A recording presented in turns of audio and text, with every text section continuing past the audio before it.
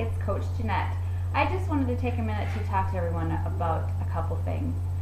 First of all, I'm really excited. I feel like I just got my daily dose of caffeine. And I didn't get it from coffee. I actually got it from my team webinar meeting.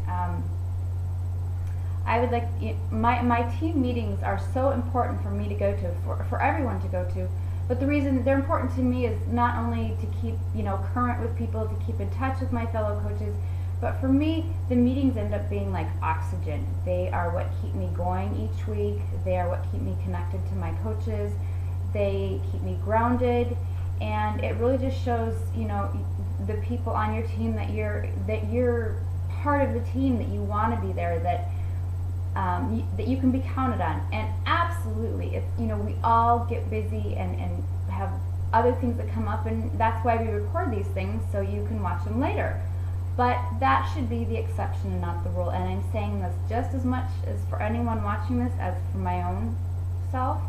And actually, I guess the other thing would be, I've got all this information running through my head, and that's kind of the way I get sometimes with working in my own business. Is there's so much information out there, so many things that we need to be doing. We need to be working on our making sure our workouts and our being a product of the product, and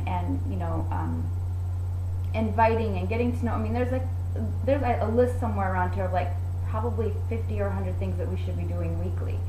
And in addition to that, there's this personal growth, and personal growth is a whole nother chapter, that there's so much information. And sometimes I get to this crazy maniacal multitasking monster, and it ends up just becoming, I've got like 15 things, and I'm doing 15 things at once. So each of these things are getting just a little part of me, instead of going back to what Shalene talked about in one of her videos, that we should go back to what we did in school. We had an hour for math, we had an hour for English, etc., etc.